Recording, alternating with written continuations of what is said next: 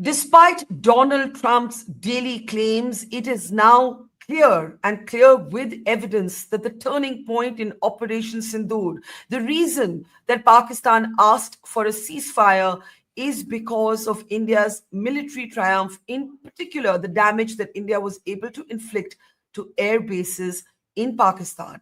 More on that in a moment. Defense Minister Rajnath Singh in the Kashmir Valley has asked whether nuclear weapons are safe in the hands of a rogue nation, quote unquote, like Pakistan. He is asking for the IAEA to oversee, to supervise how Pakistan manages its nuclear weapons. I'm Barkha, you're with the Mojo Story. Our focus today continues to be on the turning point in Operation Sindoor. We now know from satellite images that have been released and finally been acknowledged in the Western media that India's air power was able to inflict serious damage to Pakistan's air bases, including Pakistan's fear that India could decapitate its nuclear facilities.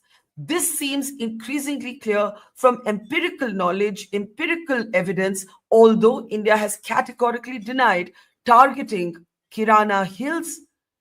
But now many leading military experts have come forth with evidence, with their analysis on what actually happened, how this war turned, and why Pakistan asked for a ceasefire.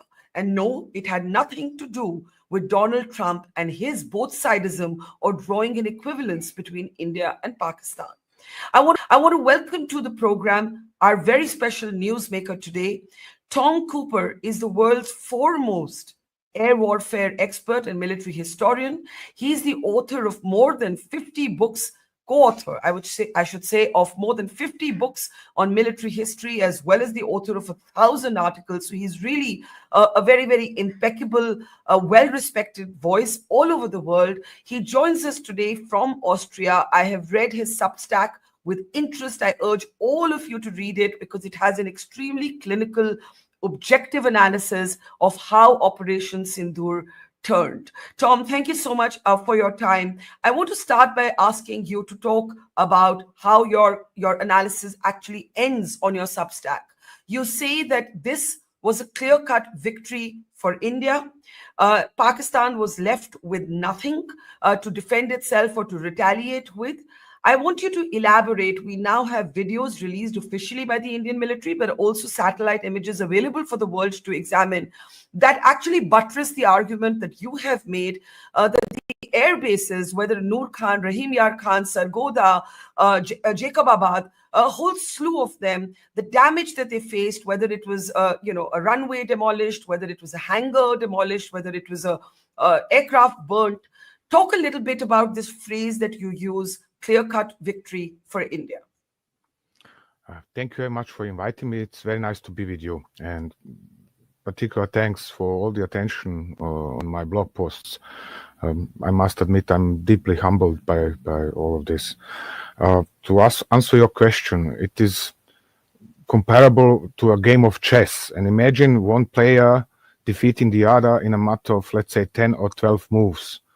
Most of figures are still on the board, but the queen is paralyzed, and even if the winning side has lost, perhaps, we don't know for sure, more figures, eventually doesn't matter. The outcome is absolutely clear. One side has won, the other is defeated, and this is what has happened here. And the severity of this realization is something that obviously majority of Pakistanis cannot even comprehend, while the Westerners are, well, with exception of few politicians, silent, because this was such a clear demonstration of such an unexpected yet clear demonstration of Indian military prowess. The more information I'm receiving, the more even I'm stunned what have they managed to achieve. For example, you are currently showing Noor Khan Air Base satellite photographs. This was a trailer-mounted command center, very advanced command center, developed in cooperation between Turkey and Pakistan. And you see that this is completely shuttered. which means there must have been dozens of casualties just in case of this one attack. And this is a very advanced, very sophisticated system, which was in the process of integration with the Pakistani air defense system. And this is also answering the question of how did India manage this? India didn't shoot everywhere and didn't blast, thousands of missiles at Pakistan, like Pakistan attempted to do with India. But it was striking very specific selected points of interest at Pakistani air bases. Air bases are principally extremely fortified facilities, military facilities. It is very hard to completely obliterate them, to destroy them completely. So what India did instead was to target really specific, almost windows and ventilation vents, such targets, this kind of targets, And in this case, I said, this was a trailer, 2 trailers actually of a command center with numbers of computers inside, dozens of personnel working with them, generators around them, providing electricity and so on. And it was smashed to pieces. And this is also answering why could India do this? Because it focused on selected weak spots in the Pakistani defenses, especially Pakistani air defenses, and through striking and hitting these weak spots, it has rendered the rest of the system useless, or at least weakened enough for India to have more or less free hand what to strike and where to strike. What is also surprising is this Pakistani air defense system, integrated air defense system, was so advanced. It was assessed as one of the best in the world. And I must correct even my assessments of it, because it turned out no matter what kind of advanced equipment Pakistanis have whether received as donations or bought, who knows with what money, because country is bankrupt, it didn't work. It didn't work together.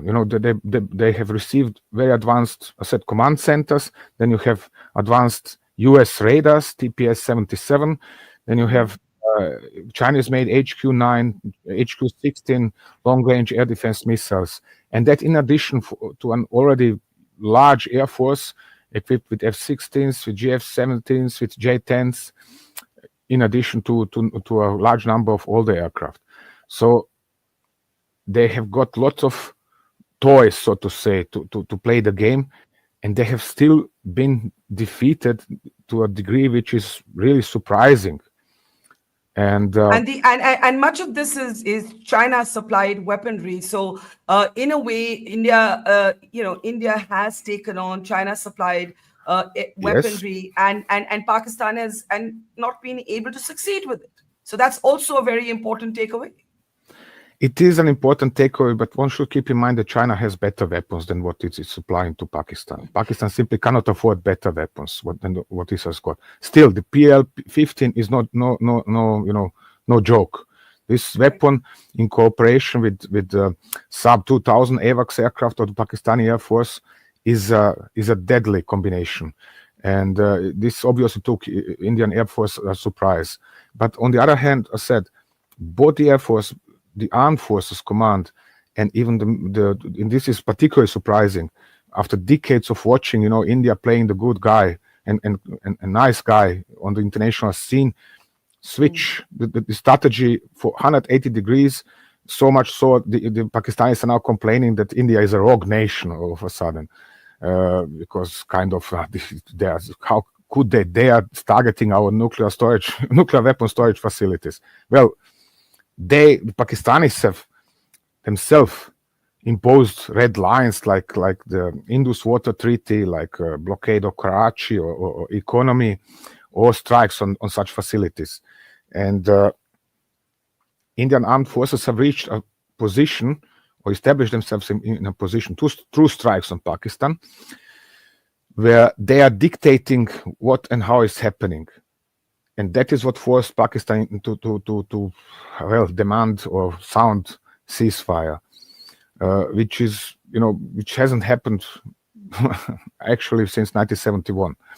So yeah, again, it is very, very it is striking development, striking series of developments indicating very methodical, very systematic approach by the Indian armed forces, and also very clever management by the government. You see also in the aftermath of all of this, what Prime Minister Modi has said, that he is not going to negotiate with terrorists. So, this is such a stance it is indicative of self-confidence, of superiority. Absolutely new for India, we've heard lots of politicians including Mr. Modi, making strong statements, but this is now confirmed by military superiority. And this is something absolutely unusual to Pakistanis. They are in deep shock over what has happened to them. Right. Pakistan is indeed in deep shock, Tom. And one of the things that they tried to do was to, till all of this evidence was, placed in the public domain and accessed by experts like you, they tried to feed a bunch of lies. And I think some of those exaggerations are now being called out by neutral experts. Yeah. My question to you is on the nuclear question. And I ask you this because the Prime Minister, Modi, in his speech said that India would no longer accept nuclear blackmail. And what has typically happened in the past is that Pakistan has believed that it can inflict terrorism on India because India's options under the nuclear threshold are limited.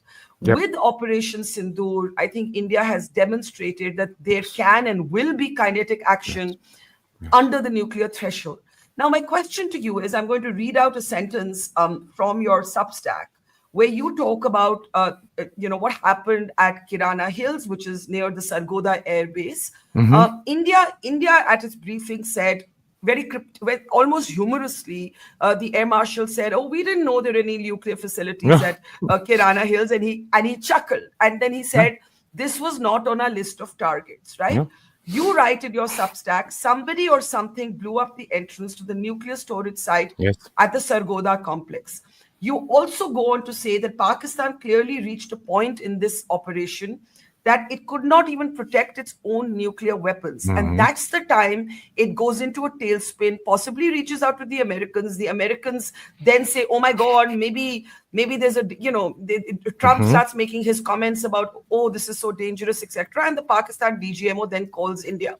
I want you to talk about what your assessment is of what actually happened, in regard to the gates, as you have said. You have said that the gates of the entrance to the nuclear storage site at the Sargodha complex was hit. Yes. Well, for me, the first signs of trouble in Islamabad, as I call it, appeared already on 8th of May. This was in the aftermath of the Indian UAV strikes and missile strikes on Pakistani air defense system. All of a sudden, you had lots of media reports in style of, Turkey is rushing to Pakistan's aid and it is siding with Pakistan and United Arab Emirates, and Al Jazeera is publishing this, in favor of Pakistan and that. And all of a sudden, the entire media narrative changed in Islamabad, and not only in Islamabad, but in Turkey as well and several other countries. So why is this necessary if everything is okay? Just a day before they were all, happy about shooting down or claiming to have shot down so many Indian Air Force aircraft. But now all of a sudden, what do you need? Ascertaining the population that Pakistan is supported by Turkey, by Azerbaijan, and who knows who else. So this was the first sign for me that something is not okay. Then I saw to the social media, are there indications that something is going wrong? And then, it took 24 hours or even more to realize, okay, something is going very badly wrong. When you see Indian Harop UAVs striking HQ-9 surface-to-air missile system de facto inside Lahore, then it is clear that Pakistani air defenses are not working the way they should. And then the peak of all of this was this video, you are currently showing it, where you see strikes at the entrances to the underground nuclear storage facility. Okay, let's say this is supposed to be underground nuclear storage facility. I mean, I don't have documentation that would say it is. But this hill that was the side of which was hit. This is the center of missile garrison, one of the biggest missile garrisons in Pakistan. It's a huge military facility, about, I don't recall, 7 or 10 kilometers south of Sargodha, or Mushaf Air Base of the Pakistani Air Force. So there are over 40, if I counted them correctly, over 40 hardened shelters for ballistic missiles to the Pakistani armed forces. And then on its northwestern side, there are these two entrances into underground facilities. Now, why do you build such an underground facility inside such a complex? You do not do that in order to grow vegetables or any other kind of whatever, but you are doing this in order to store your nuclear warheads. Why? Because that way you only need to pull them out of that facility, bring them 1 kilometer further to the missiles, install them, and fire the missiles. In this case, this would be on India. So India said it didn't strike this and didn't know it is that it is that way. As Well, you India, said, I also consider India this said it did not sarcasm. target. India said it did not target. Yeah, I mean, I also meanwhile consider this for sarcasm. Why? Yeah. Because there is an agreement according to which Pakistan has to inform India, and India has to inform Pakistan as well about their nuclear facilities, so they wouldn't hit or wouldn't target such objects in the case of war. But Pakistan never declared this facility, these two entrances, that this is some kind of nuclear storage site. So Pakistan lied, and therefore our Air Marshal said, well, we didn't know that it is there, we didn't target it. On the other hand, it is absolutely sure, even before I figured out that this is sarcasm, the Pakistanis wouldn't shoot at such facility. And I said, after decades of studying Indian military sciences and the way the Indian military commanders are commanding, they are conservative, they are not reluctant, but overcautious. They do not shoot randomly around the place. And it was obvious in this operation even more, so they are targeting only very, very, very specific, very selected points inside Pakistan, not everything, not everywhere. So it does not happen by accident that they are striking this place. And if they are doing so, then the conclusion is on hand. They are feeling safe enough to say, Pakistan, whatever we hit, even if the strike fails, Pakistan can't hit back upon us. So we are safe from this Pakistani nuclear retaliation. So this, I said, is then leading to the conclusion, clear-cut victory, game over for Pakistan. And just, was it 1 or 2 hours later, there was this call via the hotline to New Delhi, and Pakistan sounded for ceasefire, which, by the way, New Delhi didn't really accept. It accepted to stop shooting at Pakistan, but it didn't accept a ceasefire. That's right. Pakistan also didn't make any. It was not in a position to make any kind of demands in regards of the Indus Water Treaty or I said targeting of such facilities. So this is such a clear case; it cannot be clearer, So you feel that when Air Marshal Bharti in his briefing laughed and said, we didn't, thank you for telling us, we didn't know there was a nuclear storage facility at Kirana Hills. He was clearly being sarcastic. And it is your best estimation that indeed India's missiles did hit the entrance of a nuclear storage facility near or in the Sargodha complex. Yes, and I can explain you this. It is making perfect sense because the facility itself is deep under the hill. So striking it, you need lots of high explosives, a really hefty, big weapon that is penetrating who knows how many meters deep under the ground. You don't need this if you can hit the entrances. Why? You block them. And then whatever is inside cannot be pulled out. Of course, the Pakistanis are certainly already hard at work since how many days? Meanwhile, 5 days. Unblocking these entrances, and perhaps they have reopened them. We don't know. If usually such facilities have huge doors, sliding doors made of concrete and steel and similar materials, which are very hard to penetrate. These are several meters thick. And when you close these doors, it is very hard to open them or to close them. Actually, you need extra engines for this. So perhaps Indians have targeted such engines, or at least sought for the ways to block these entrances, to block these doors, so Pakistanis cannot open them.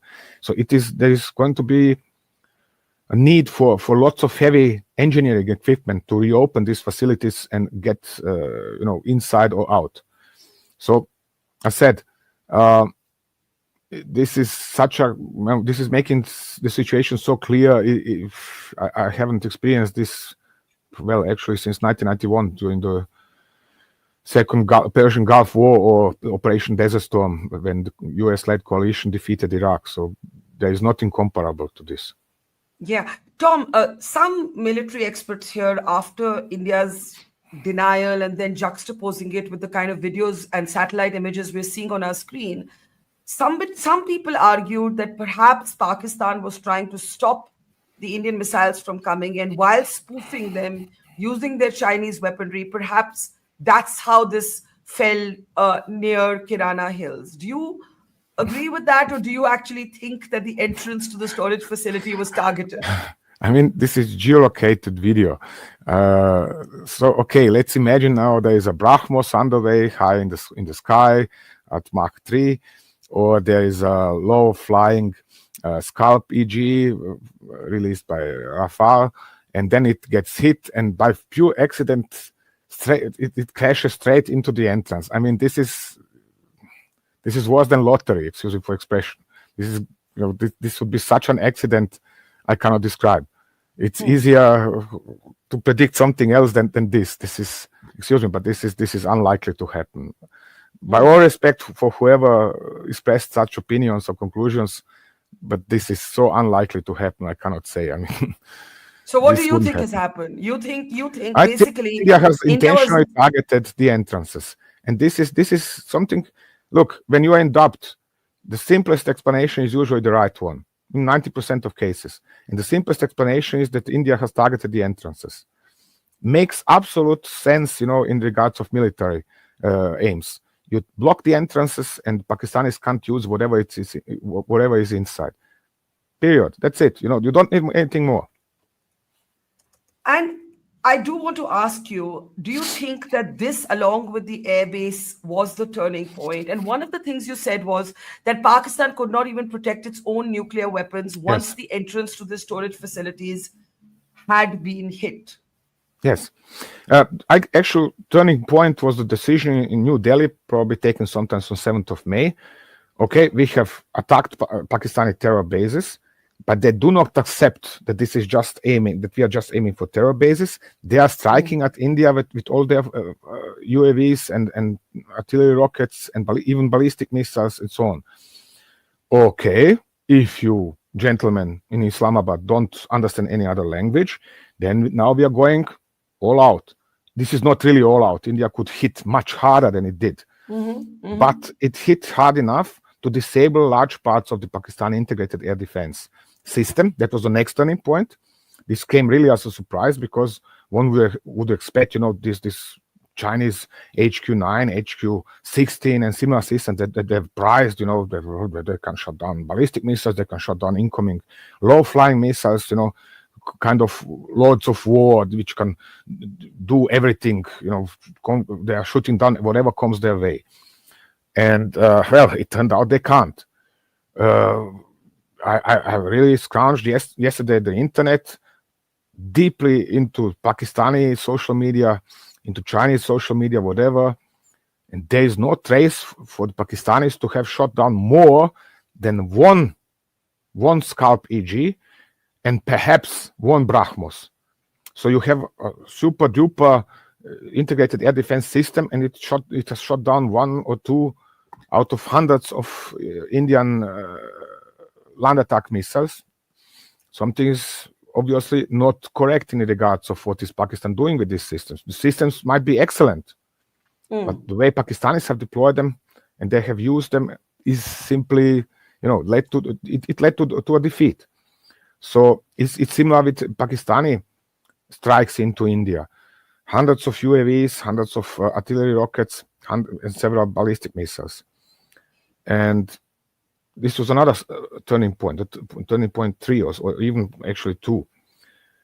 The Indian integrated air defense system has smashed these strikes. I mean, it certainly didn't shut down everything that came that Pakistanis have fired into India, but it shot down the mass of UAVs,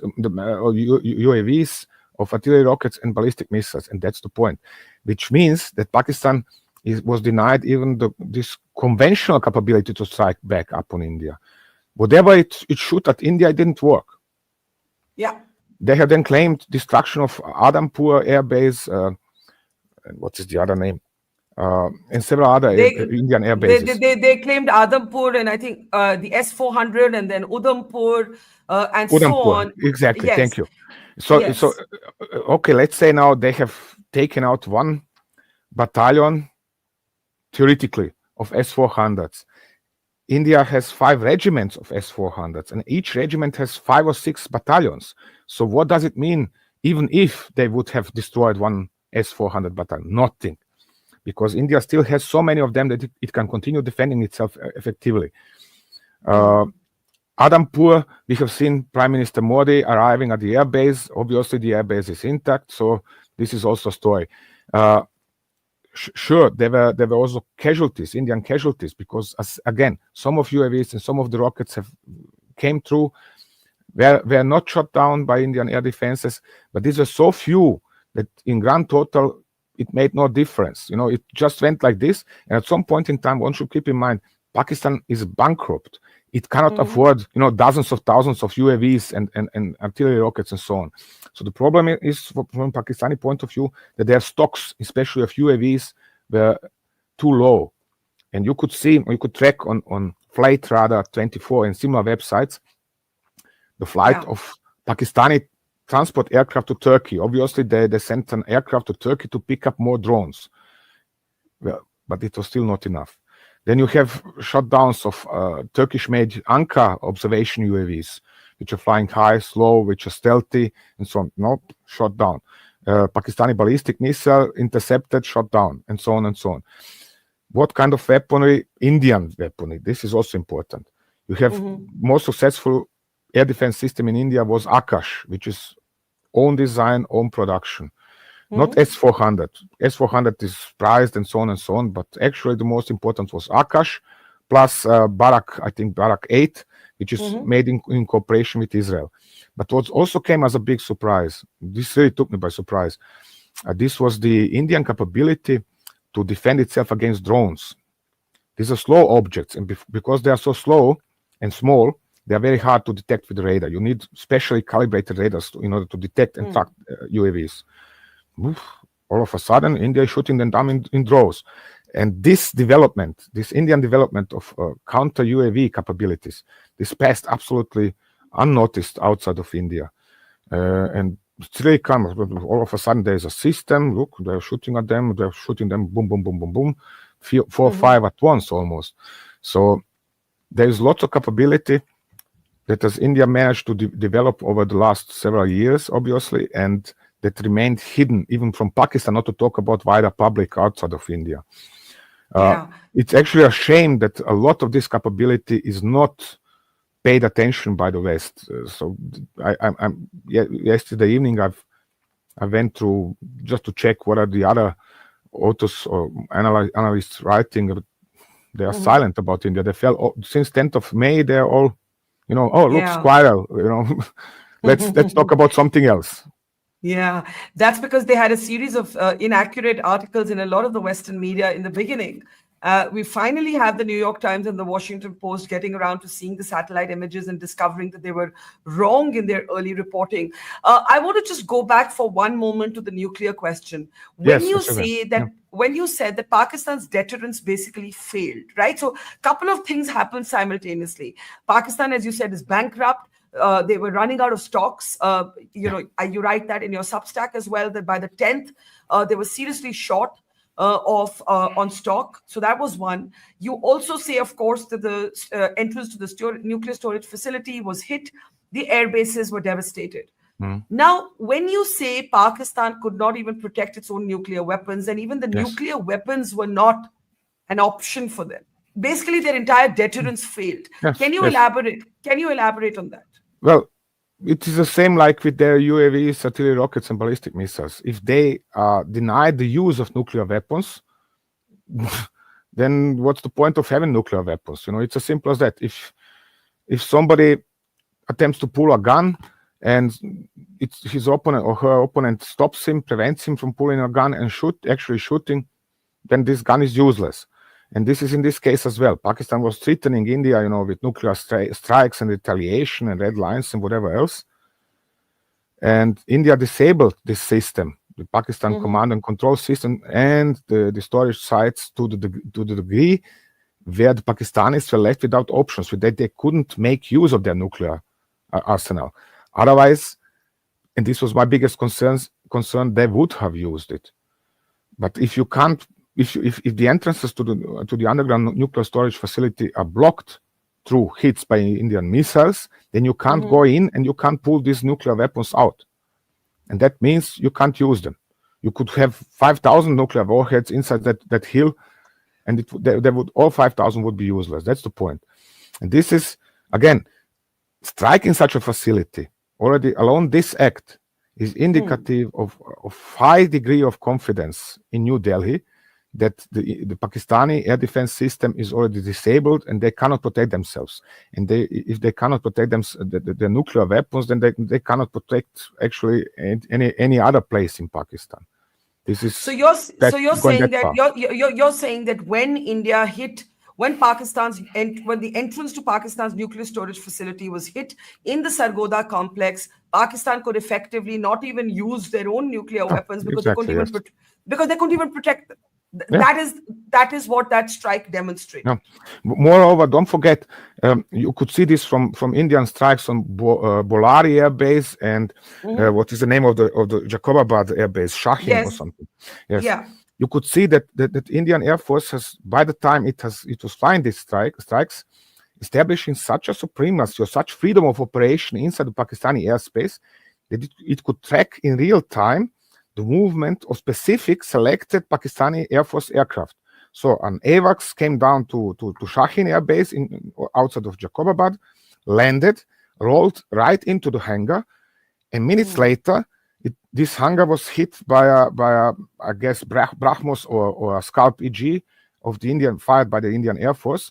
Hangar was demolished, the aircraft was damaged, 5 officers killed, and over 40 officers and other ranks injured inside that hangar.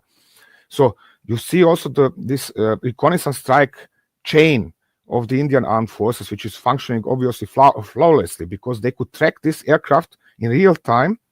And you must keep in mind, there must have been an aircraft or two loaded with weapons. You have to scramble them on time. You have to bring them, escort them safely to the Pakistani border. And then you have to supply them with targeting information.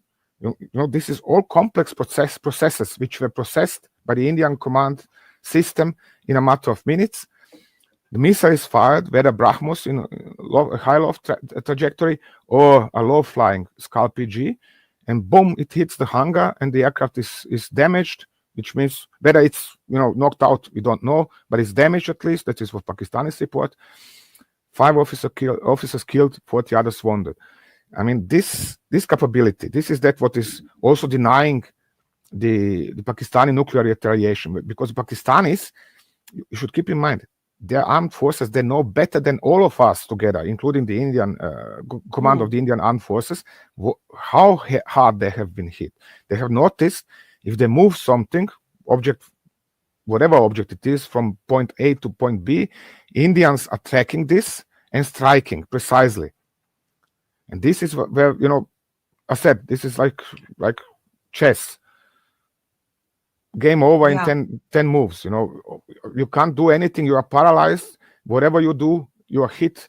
When you try to hit the Indians, or India, in this case, it's not working. So what shall you do? At that point, that was morning of 10th of May, it is not surprising that Islamabad has sounded for ceasefire, because they knew if this goes on for any longer, India is going to really debilitate the country.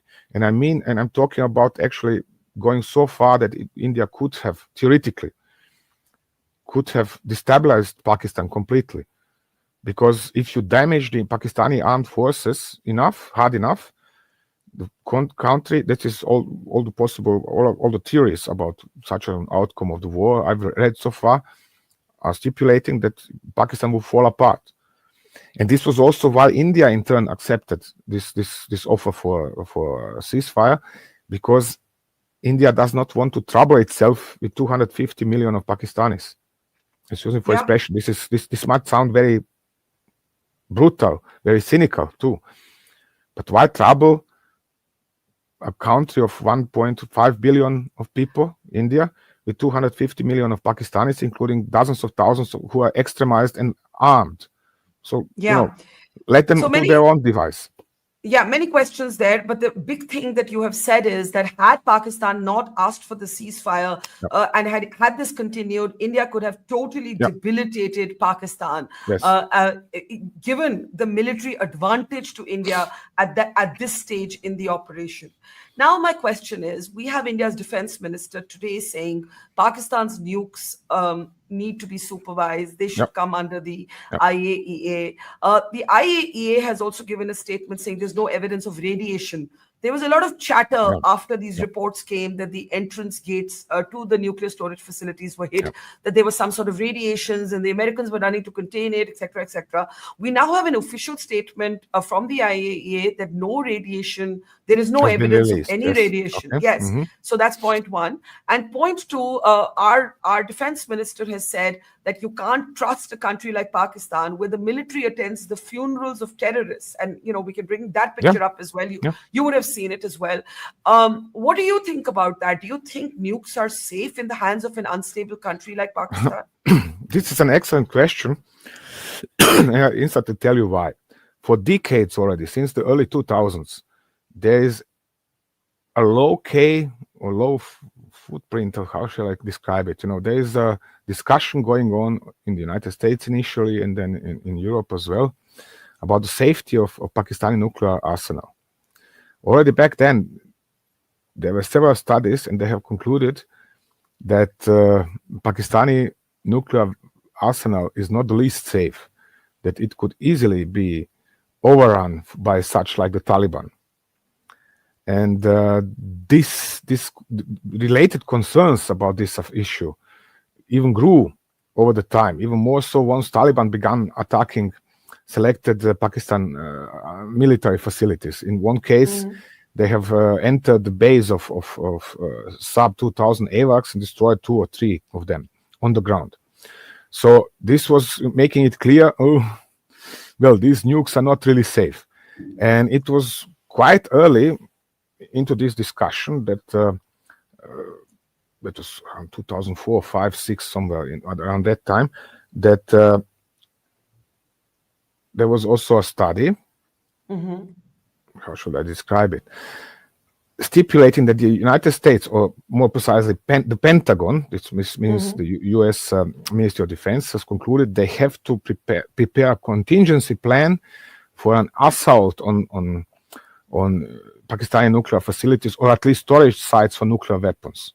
Right. So, these concerns are serious. They're existing for 20 or more years, and they are even more urgent right now. But they are also showing that the government of India, the government in New Delhi, is aware it's better to stop right now than to destabilize Pakistan entirely. And then, you don't know who is going to assume the control over this nuclear arsenal. Why is this important? Because Pakistani establishment and the Inter-Service Intelligence Agency, the two are working together, obviously, but there are no solid bloc. There are also, so to say, groups between them.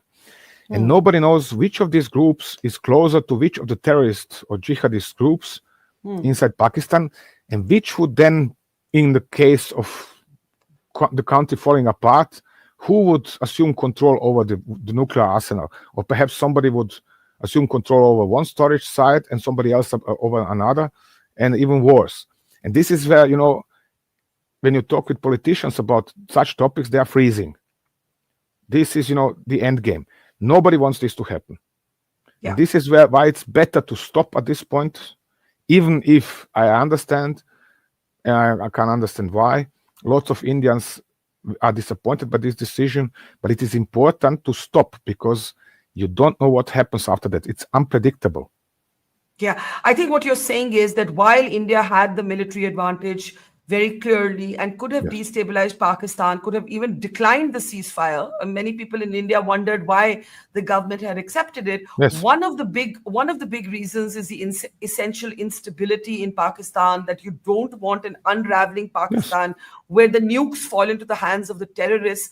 And while the Pakistan army is a patron-in-chief of the terrorists, there is still some capacity to track the nuclear facilities right now, which they may not be if they fall completely into the hands of the jihadists. You could be sure right now Indian armed forces are constantly monitoring these facilities in particular all the time, 24/7, just to make sure nothing wrong goes on or happens over there. They are certainly monitoring, for example, repair works in Sargodha complex, and so on and so on. So, because this is, you can't joke with this kind of things with nuclear weapons. Nobody's joking with this. This is always taken, absolutely serious beyond any doubt. And especially in the case of such a conscious,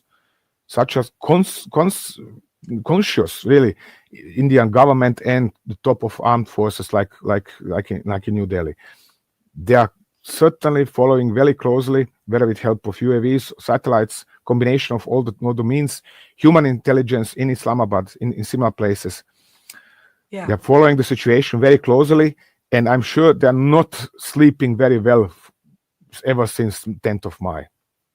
Yeah, that's a really important point. But, towards the end, Tom, I want to go through some of the very granular details that are available in your writings as to what happened with which airbase. And I'm going to ask for either the sat images or the videos that we have to come up now. Now, one of the things you write is that Pakistan's HQ-9 battalion, which was deployed for the protection of Karachi, was badly damaged, right? And this is so important because in the middle of reporting on this conflict, at one point, we heard from sources that the Navy was targeting Karachi, and we didn't know more.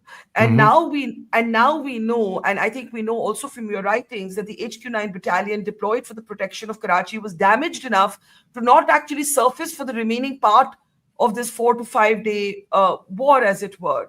Then you go on to say that several Harrops from India hit the headquarters of the Pakistan army in Rawalpindi. You say Noor Khan was hit. We already know that. And a C-130 Hercules was set on fire. Bhulari received at least one direct hit on its main hangar, killing a squadron leader and injuring 14. And you've already spoken about Jacobabad. So there's a lot of granular detail here. Talk a little bit about what you think happened in Karachi with Pakistan's air defense. Okay, in regards to Karachi, this is one of the places I strangely have no direct sources on the spot. But I can assess what has happened over there, which is that within frame of this operation against the integrated air defense system of Pakistan, India has targeted one of the HQ-9 battalions defending the city, and this received 2 or 3 hits, whether by Harrops or by Scalp, e.g. Land attack missiles. And now Pakistan was monitoring, this is what I know now to further research, Pakistan was monitoring the deployment of the carrier battle group centered on aircraft carrier Vikran.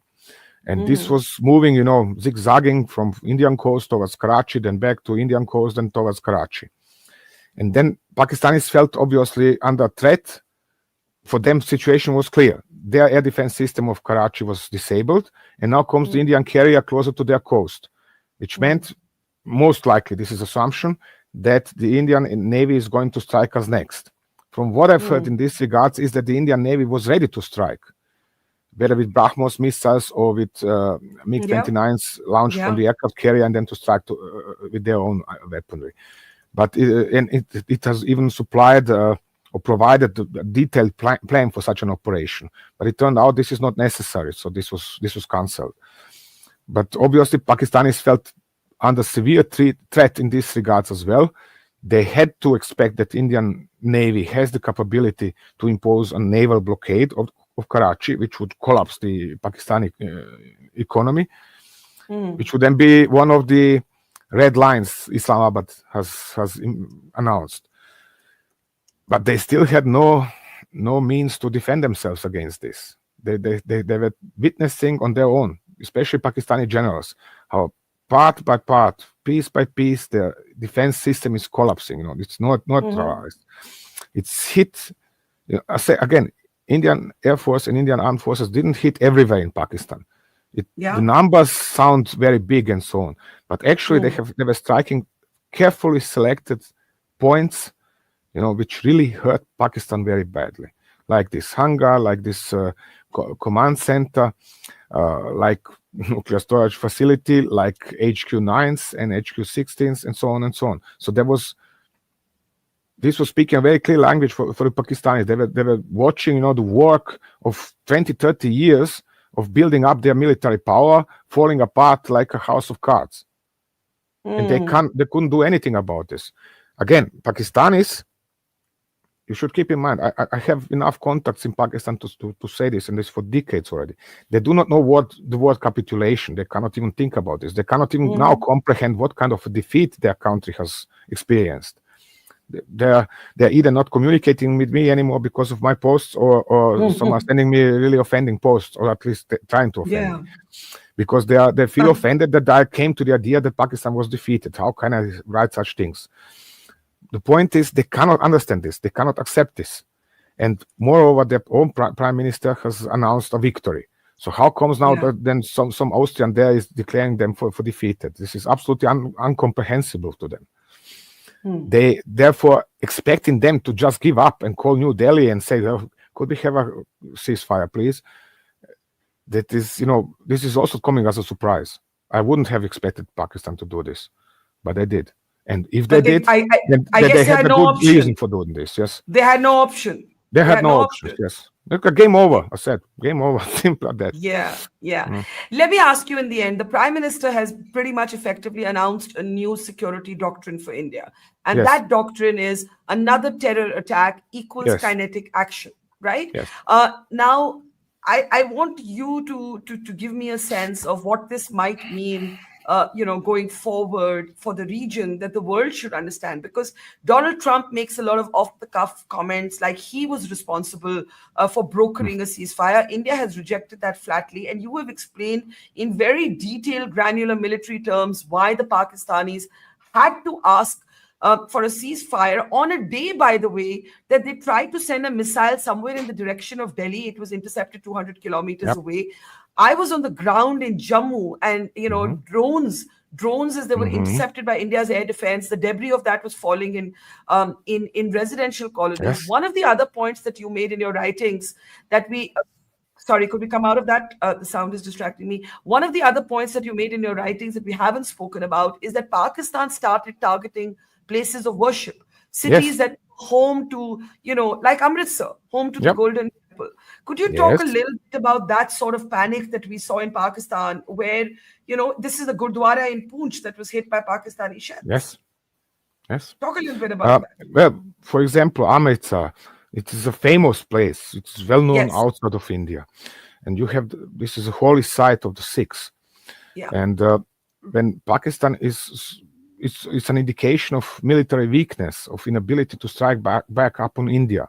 They have figured out they cannot hit military facilities. They cannot hit air bases, or at least not reliably, or not to sufficient amount hit military bases. So, then switch tactics. Let's strike civilian targets.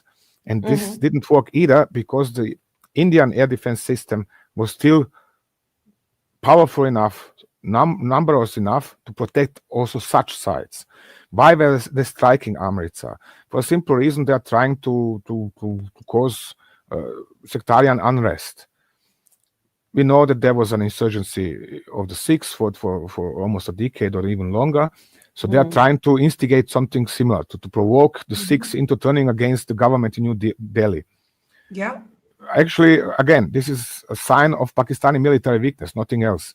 Because if they are capable of striking at the Indian armed forces, then they wouldn't need to strike civilians. It's as simple as that.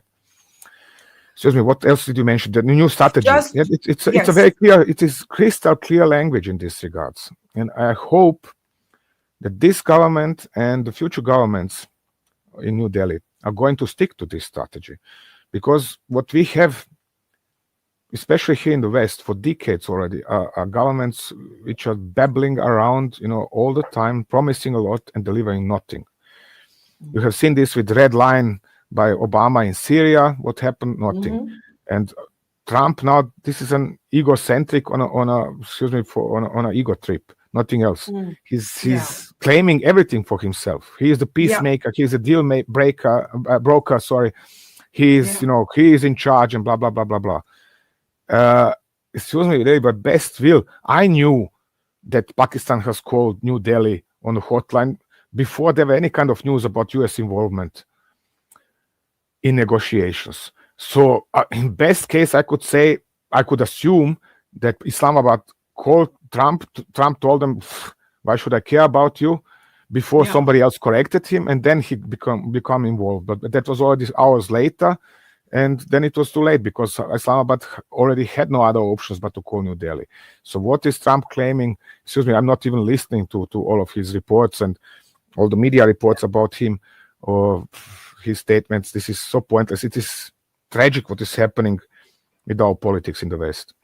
Absolutely. I'm so glad you put that into context because a lot of Indians are just so irritated to hear Donald Trump make this point, not once, but like literally every day. And as you mentioned, Pakistan was left with no option, no military option, but to dial India and ask for a ceasefire. If you permit me, just Sure. I hope I didn't understand you wrongly. I'm an Austrian, so Donald Trump is not my president. Although I know. I didn't say that. But okay, just to make sure. But our Austrian government is not much better. Don't worry. So let me end with that final question. What do you think the West and the Western media hasn't understood about this operation? Nothing. They've understood nothing. Nothing, because if you check the CNN appearances, for example, CNN reports, Pakistan done this and Donald Trump and Islamabad and nobody's even talking about New Delhi. If you check Reuters, the same. If you check New York Times, there was just a little bit damage and it was nothing serious. Hey, hello, nuclear power has sued for ceasefire. How do you think this is happening? Because you have seen five satellite photographs and these are showing 5 holes on some roofs. This is not happening by accident, but this capability to analyze, to neutrally analyze, soberly analyze and say, I don't care whether it's Russian or Chinese or whoever weapons used by this or that side. Let's see what are they doing with this weaponry. And let's see what are the results of that weaponry and how are they deploying it. Are they skilled in using that weaponry or not? This is what matters in my profession. And I'm telling lots of people things they do not like to hear. I'm sorry for that, but this is my job to tell them such things. I'm also telling Indians regularly things they do not like to hear. I was severely critical of India, even as of 7th of May. And I told this strike on terrorist camps, yes, wonderful, nice and great, but you should have hit Pakistan with all your military power instead of striking straight at only the terrorists. Because you are nice guy, this is nice for you, but in grand total, this is not helping your country become safe. What helps your country become safe is hitting Pakistan so bad that they are remembering this even in 30 years from now. And this is what has happened now. Well, eventually it happened because your first part of your Substack did make that point, but by the second part, the operation had shifted quite substantively. And as you said, Pakistan had no option but to ask for a ceasefire, and the Western media has not understood. Literally, they're not paying attention. They're ignoring this fact. It is okay. Let's accept the official stance from CNN and Reuters and similar instances.